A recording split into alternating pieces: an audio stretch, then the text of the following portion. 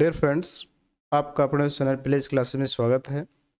आज के video lecture में आप कक्षा 10 गणित प्रश्नावली 6.3 त्रिभुज त्रिभुज में प्रश्नावली 6.3 में दिए गए क्वेश्चंस को सॉल्व करना सीखेंगे कि किस प्रकार से हम प्रश्नावली 6.3 के क्वेश्चंस को सॉल्व कर सकते हैं आसानी से और कैसे हमें इनको हल करना है। डियर फ्रेंड्स, इस वीडियो लेक्चर में आप प्रश्नावली 6.3 के दिए गए क्वेश्चंस को सॉल्व करना सीखेंगे।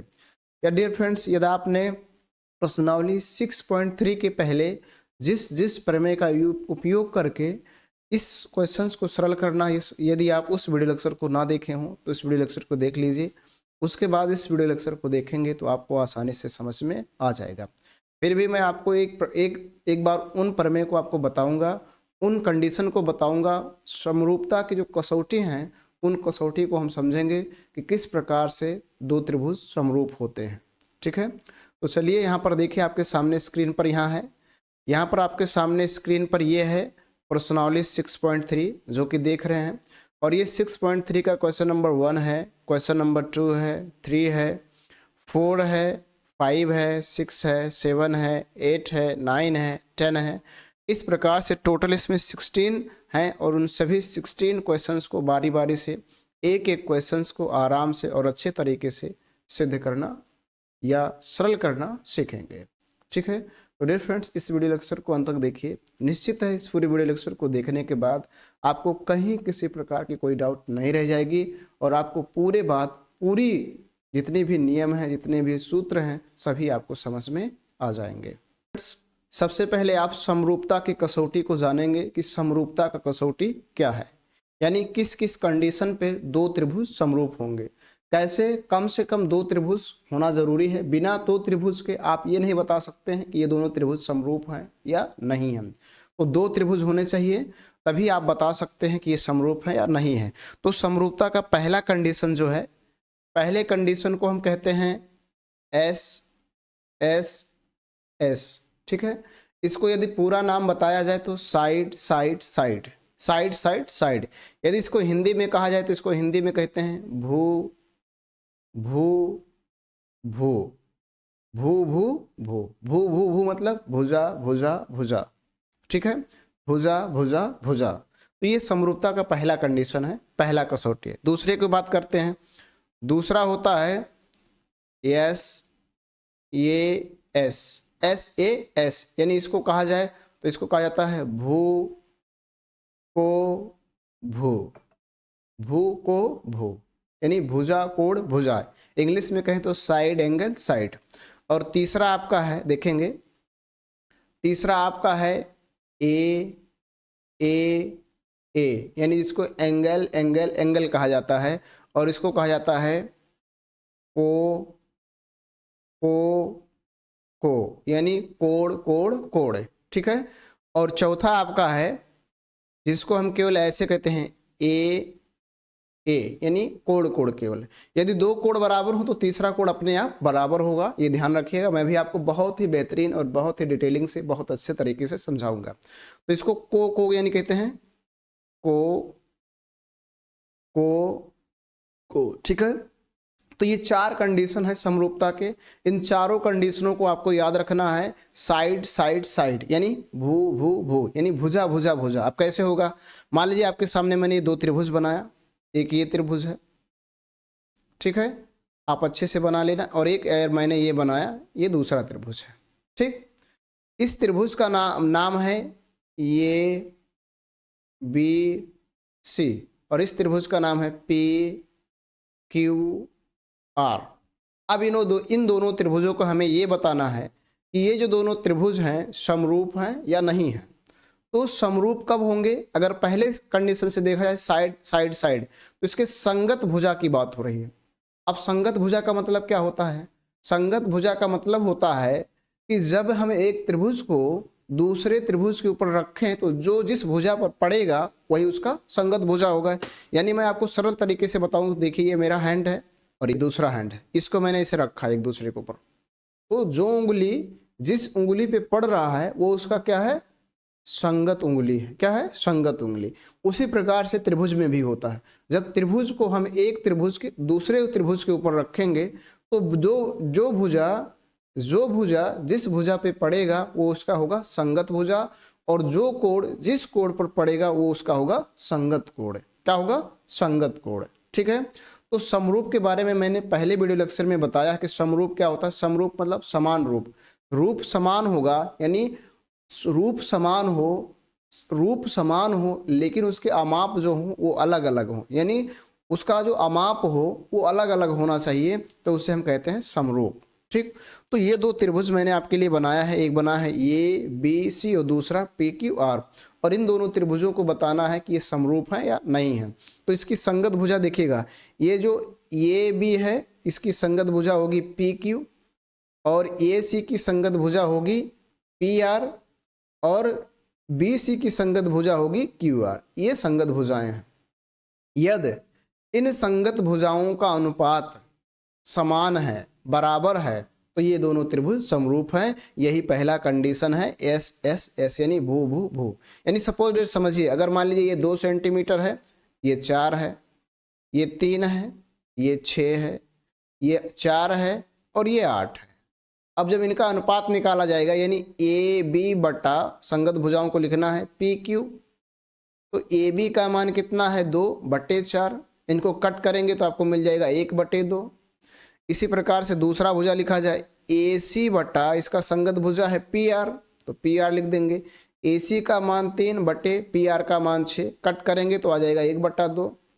इसी प्रकार से बी सी बटे क्यू आर, बी सी बटे क्यू आर, बी सी का मान है आपका 4 और क्यू आर का मान है 8, इसको कट करेंगे तो आ जाएगा 1/2। यानी देख रहे हैं जो संगत भुजाओं का अनुपात है वो समान है, बराबर है। तो यदि संगत भुजाओं का अनुपात समान है, बराबर है, तो जो त्रिभुज होगा वो समरूप होगा। क्या होगा? समरूप। यानी ये जो त्रिभुज है आपका, त्रिभुज ए बी सी जो है, त्रिभुज पी क्यू आर के समरूप है। अब समरूप का सिंबल इस प्रकार से बनाया जाता है, ऐसे एक टेढ़ा सा लाइन बनाना है जो होता है समरूप का सिंबल, ऐसे बनाना है, ऐसे करके। ठीक है, ये समरूप का सिंबल है, ये समरूप का प्रतीक है। तो इस तरह से ये दोनों त्रिभुज हो जाएंगे समरूप। ये है पहला कंडीशन जिसको हम कहते हैं भुजा भुजा भुजा। ठीक। अब चलिए दूसरे कंडीशन की बात करते हैं। दूसरा कंडीशन क्या है? अब डियर फ्रेंड्स, आप इस दूसरे कंडीशन को समझेंगे, यानी जो होता है एस ए एस, यानी भू को भू मतलब भुजा कोण भुजा। जैसे मान लीजिए एक त्रिभुज मैंने बनाया, ये वाला एक त्रिभुज, और एक त्रिभुज मैंने और बनाया, ये वाला त्रिभुज। ठीक है, इसका नाम है ए बी सी, इसका नाम है पी क्यू आर। ठीक है, अब इस कंडीशन को समझना है, ध्यान से समझेंगे तभी आपको समझ में आएगी बात, और तभी आप क्वेश्चंस को आसानी से सरल कर पाएंगे। अब अगर इसको देखा जाए तो इसका संगत भुजा, मान लीजिए ये वाला ये भी इसका संगत भुजा पी क्यू होगा, और बी सी का संगत भुजा, ये जो बी सी है इसका संगत भुजा क्यू आर होगा। ठीक है, और इनके बीच का कोण, ये जो कोण है मान लीजिए 60 डिग्री है, और ये भी कोण जो है आपका 60 डिग्री है। सपोज डेट मान लीजिए ऐसा। अगर ऐसा कंडीशन बन रहा है, यानी संगत भुजाओं का अनुपात, यानी ए बी बटे पी क्यू इसका अनुपात, ठीक है, और उसके बाद इसका बी सी बटे क्यू आर इसका अनुपात। यदि इन दोनों का अनुपात बराबर है, और फिर ये कोण जो है इनके बीच का कोण, यानी ये 60 डिग्री, ये भी 60 डिग्री, यदि ये दोनों कोण बराबर है तो इस कंडीशन से, यानी भुजा कोण भुजा से त्रिभुज क्या होगा? समरूप होगा। तो ऐसा कंडीशन बन रहा है तो त्रिभुज क्या होगा? समरूप होगा। ठीक है, ये बात ध्यान रखिएगा। लेकिन यहां पर बात ये समझना है, सपोज डेट ये वाला कोण बराबर है, ये 60 डिग्री है और ये 60 डिग्री है, और ये भुजा संगत भुजा और ये भुजा संगत भुजा और इस भुजा संगत भुजा का अनुपात समान है, तब ये त्रिभुज समरूप नहीं होगा। यानी जो संगत भुजाएं हैं उनके बीच का कोण समान होना चाहिए, उनके बीच का कोण बराबर होना चाहिए, तभी वो त्रिभुज समरूप है, अन्यथा त्रिभुज समरूप नहीं है। तो इस कंडीशन से हम कहेंगे एस ए एस, यानी भुजा कोण भुजा से कहेंगे त्रिभुज क्या है? समरूप है। ठीक है, ये समरूपता की कसौटी है। कसौटी मतलब शर्त है कि अगर इस शर्त का पालन कर रहे हैं वो तो समरूप हैं, और यदि ऐसे शर्त का पालन नहीं कर रहे हैं तो वो समरूप नहीं है। ठीक, अब देखिए अगला कंडीशन क्या है। अगला कंडीशन तीसरा जो है आपका है कोण कोण कोण, कोण कोण कोण, यानी इसको समझेंगे। अब डियर फ्रेंड्स इस तीसरे कंडीशन को समझेंगे। मान लीजिए फिर से मैंने एक त्रिभुज बनाया और एक त्रिभुज और बनाया, ये दो त्रिभुज बना लिए। इसका ये जो कोण है 60 अंश है, ये भी कोण 60 अंश है, ये कोण 60 अंश है, और ये भी कोण 60 अंश है, और इसका भी, यानी दोनों त्रिभुज के जो तीनों कोण हैं वो 60-60 अंश है। इसका नाम है ए बी सी, इसका नाम है पी क्यू आर। ठीक है, तो ये जो दोनों त्रिभुज होंगे समरूप होंगे, संगत कोण बराबर होने चाहिए, संगत कोण बराबर होने चाहिए। ठीक है, चलिए मैं एक और फिगर बनाता हूं, दूसरा फिगर समझिएगा। मान लीजिए मैंने एक फिगर ये बनाया, ये थोड़ा बड़ा बना रहा हूं, और एक फिगर ये बनाया। ठीक है, इनको समझेंगे ध्यान से। अब इन दोनों फिगर में देखिए, मान लीजिए ये जो कोण है ये 30 अंश है। ठीक है, और इसका भी ये कोण 30 अंश है। ठीक, आगे समझेंगे। ये वाला जो कोण है ये 50 अंश है, और इसका भी ये वाला कोण क्या है 50 अंश है। ठीक है, आप ऐसा मान के मैं बना रहा हूं, आप इसको ध्यान से समझने का प्रयास करेंगे। ठीक, और उसके बाद बचा ये वाला जो कोण है ये 100 डिग्री है, और ये वाला भी कोण 100 डिग्री है। तो यदि इसके संगत कोण देखिए, ये वाला संगत कोण है, ये 30-30 संगत कोण है, और ये 50-50 संगत कोण है, और ये 100 जो है 100 है वो भी संगत कोण है। तो यदि उसके संगत कोण बराबर हैं, संगत कोण समान है, तो जो त्रिभुज होगा वो समरूप होगा। किस कसौटी से? कोण कोण कोण समरूपता की कसौटी से। ठीक है, तो इस तरह से आपको इनको समझना है।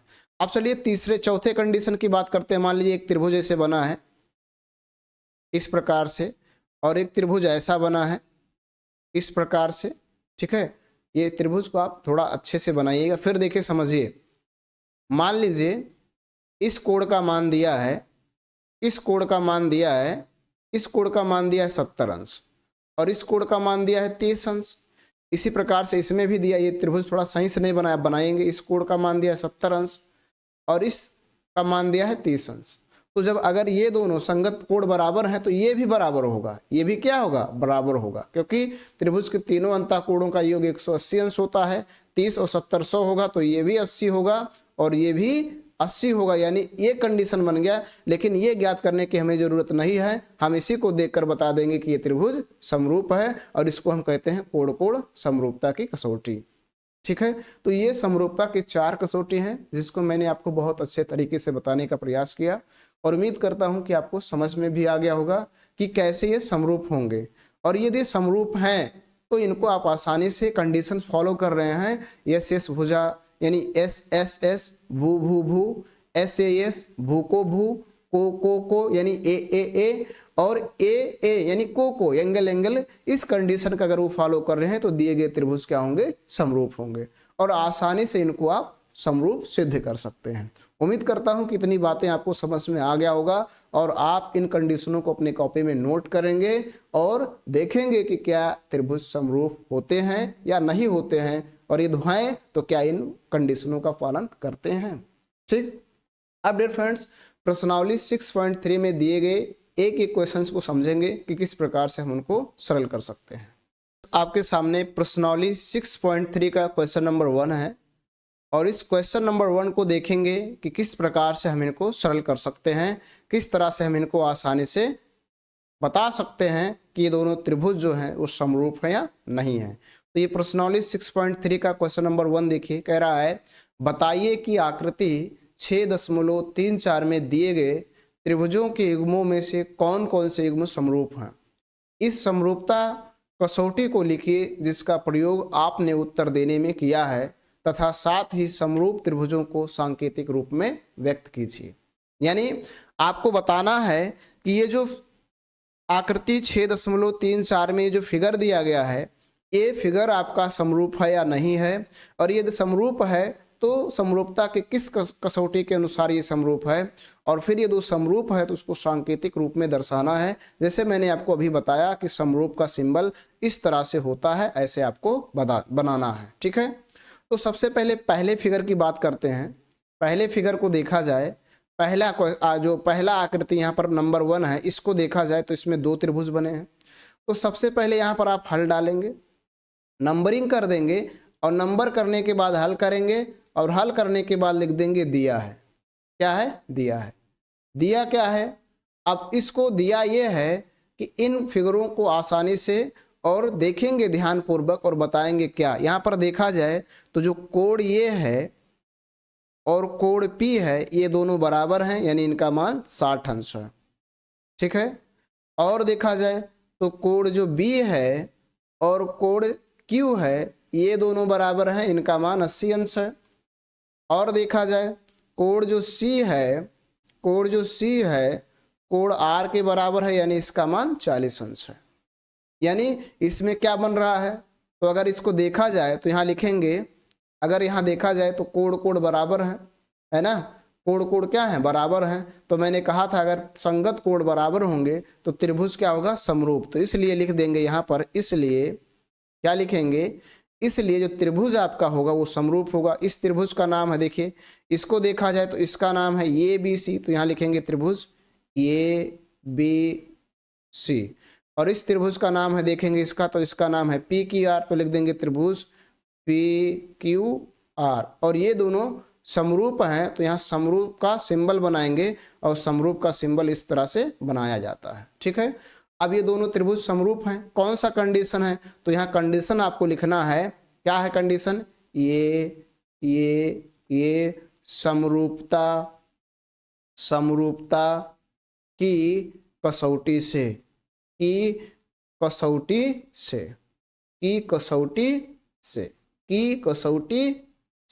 ठीक है, की कसौटी से, समरूपता की कसौटी से।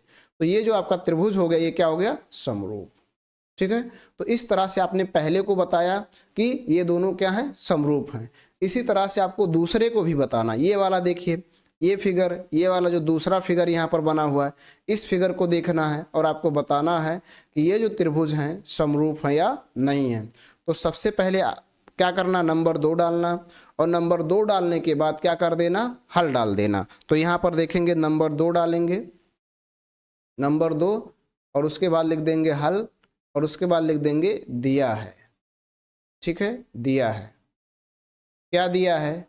देखेंगे इस फिगर में, तो इस फिगर में देखा जाए तो AB, अब इसका दुगुना देखेंगे, AB 2 है तो 2 का दुगुना क्या होता है? 4, यानी QR। क्या लिखा है? QR। तो लिखेंगे AB बटे QR। तो यहाँ लिखेंगे AB बटे QR। तो AB का मान कितना है? 2, और बटे QR का मान कितना है? 4। काटेंगे तो मिल जाएगा 1/2। ठीक है, इसी प्रकार से फिर से देखिए, आपकी 3 है, 3 का दुगुना क्या है? 6।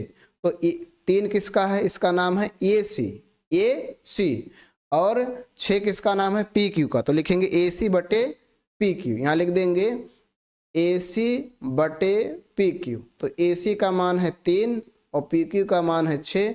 इसको कट करेंगे तो मिल जाएगा 1/2। ठीक, इसी प्रकार से फिर से देखिए, ये आपका 2.5 है और ये 5 है।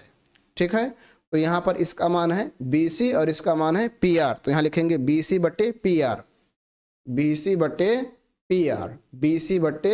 PR। तो BC का मान है 2.5 और PR का मान है 5, यानी 2.5 मतलब 2.5, और इसको जब भाग दे देंगे तो आ जाएगा 1/2।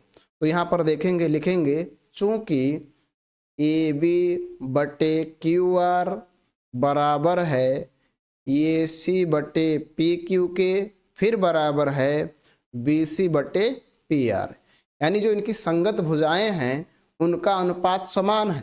तो जब संगत भुजाओं का अनुपात समान हो तो त्रिभुज क्या होगा? समरूप। यानी इस त्रिभुज का अगर नाम देखा जाए तो इस त्रिभुज का नाम है ABC और इस त्रिभुज का नाम है PQR। तो यहाँ लिख देंगे, इसलिए त्रिभुज ये BC जो होगा त्रिभुज PQR के समरूप होगा। और यहाँ बीच में आपको सांकेतिक रूप में यानी समरूप का सिंबल बनाना है, और समरूप का सिंबल इस तरह से बनाया जाता है। तो ये दोनों त्रिभुज क्या हो गए, समरूप। अगर यहाँ पर कंडीशन लिखने के लिए आ जाए तो लिखिए एस एस एस समरूपता की कसौटी से, एस एस एस समरूपता की कसौटी से, या हिंदी में लिखना चाहें तो लिखिए भू भू भू समरूपता की कसौटी से, समरूपता की कसौटी से, समरूपता की कसौटी से। ठीक, तो इस तरह से आपने दूसरे फिगर को भी बता दिया कि त्रिभुज समरूप है या नहीं है, यानी इसको भी आपने क्या कर दिया, हल कर दिया। ठीक, अब चलिए इस फिगर की बात करते हैं तीसरे को। तो तीसरे में देखा जाए तो तीसरे में यहाँ देखिए एम पी यानी 2 है और डी 4 है, तो जो दुगना होगा हमेशा उसी को लेंगे। तो यहाँ लिखेंगे, पहले हल डालेंगे और हल डालने के बाद फिर इनको करेंगे। तो यहाँ पर देखिए, यहाँ तीसरा नंबर डाल दीजिए और उसके बाद लिख दीजिए हल, और हल लिखने के बाद लिख दीजिए दिया है।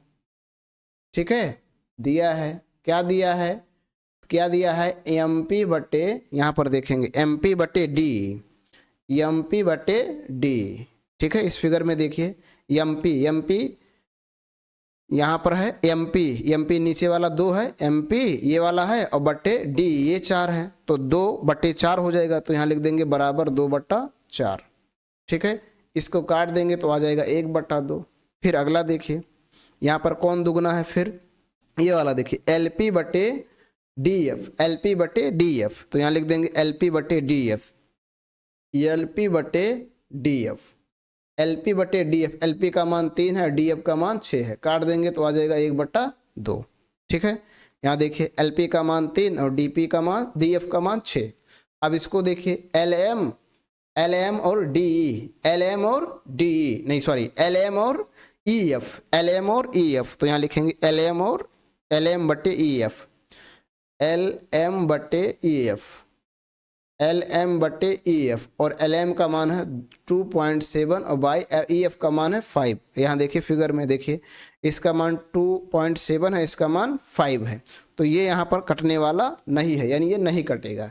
तो अगर यहाँ पर देखेंगे तो यहाँ क्या बनेगा, चूंकि यहाँ बनेगा ए पी बटे डी बराबर है एल पी बटे डी एफ के, नॉट इक्वल टू बराबर है एल एम बटे ई एफ के, यानी ये दोनों तो बराबर है लेकिन ये तीसरा बराबर नहीं है।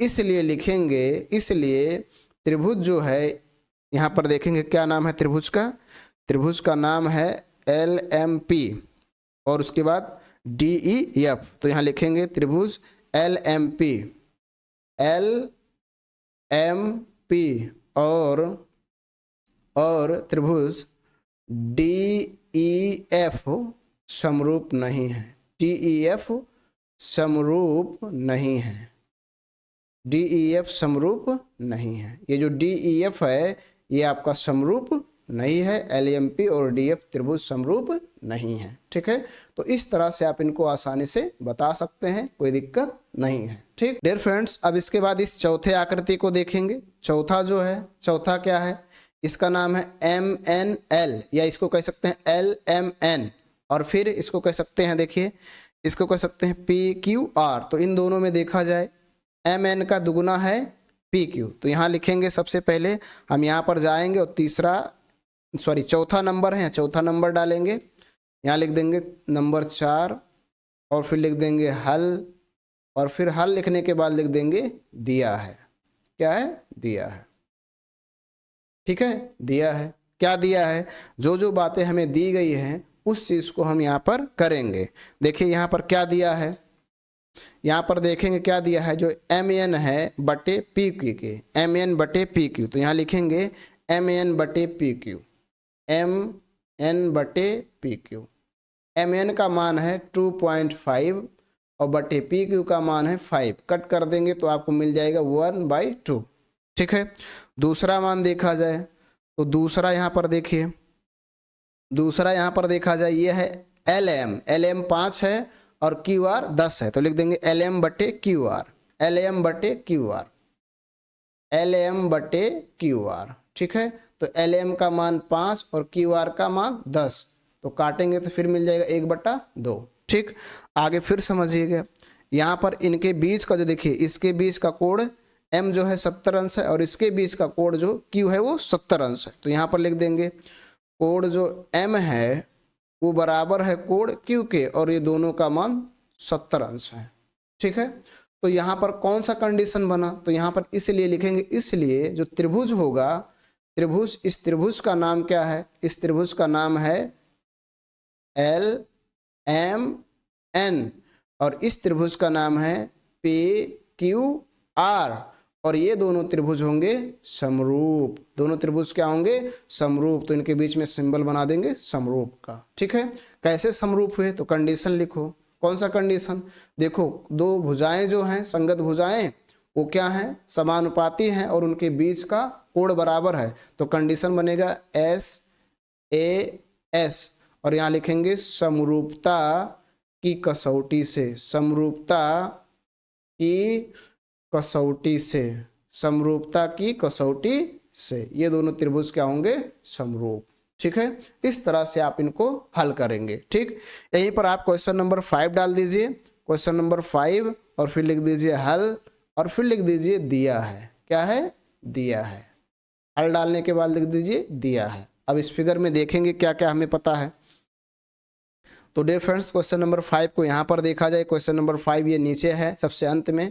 तो यहाँ पर देखेंगे बी सी और ई एफ ये दुगना है, तो लिखेंगे बी सी बटे ई एफ, बी सी बटे ई एफ। तो यहाँ लिख देंगे बी सी बटे ई एफ, बी सी बटे ई एफ। बी सी का मान 3 है और ई एफ का मान 6 है, काट देंगे तो मिल जाएगा 1/2। ठीक है, फिर से देख लीजिए फिगर में, बी सी का मान 3 और ई एफ का मान 6।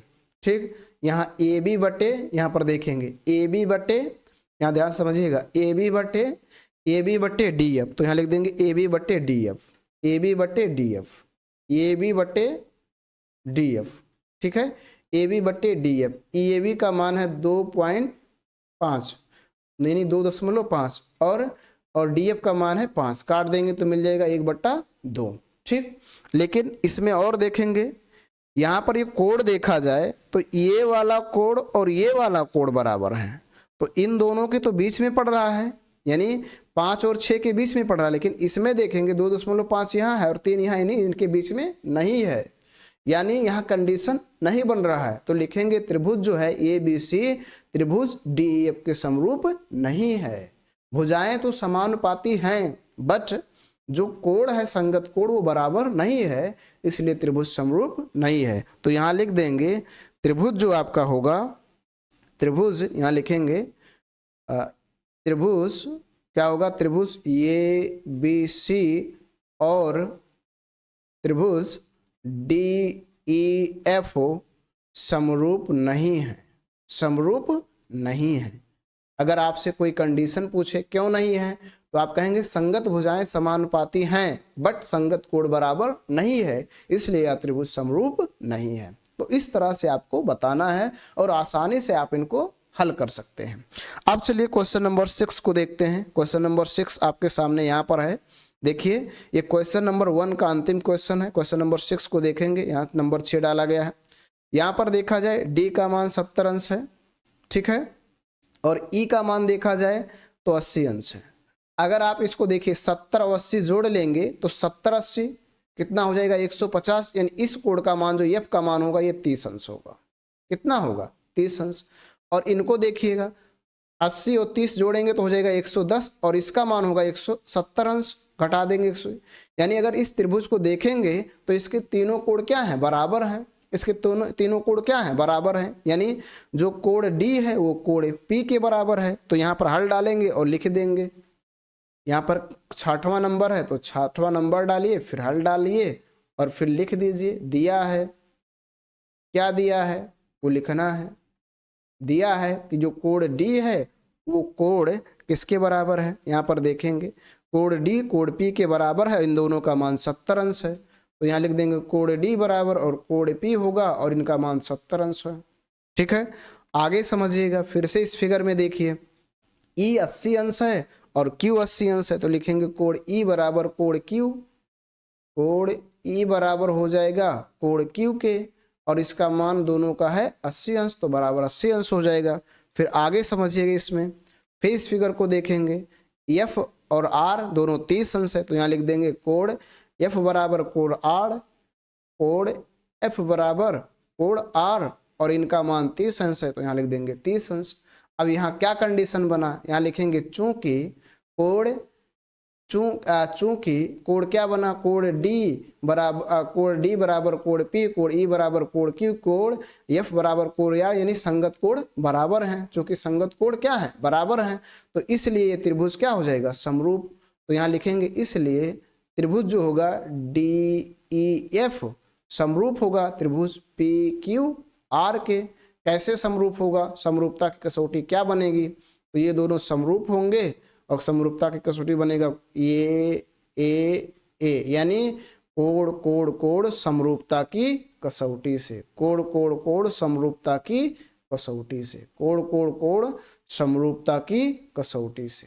ठीक है, तो इस तरह से ये त्रिभुज क्या हो जाएगा, समरूप। तो डियर फ्रेंड्स, इस प्रकार से आपने प्रश्नावली 6.3 के क्वेश्चन नंबर 1 को देखा कि किस प्रकार से हम बता सकते हैं कि त्रिभुज समरूप है या नहीं है। टोटल इसमें 6 क्वेश्चंस थे और उन एक एक क्वेश्चंस को आपने बारी बारी से सरल करना सीखा और देखा कि किस प्रकार से हम इनको बता सकते हैं कि ये समरूप है या नहीं है। उम्मीद करता हूं कि क्वेश्चन नंबर 1 आपको पूर्ण रूप से समझ में आ गया होगा और अब आप इसको आसानी से सरल कर पाएंगे।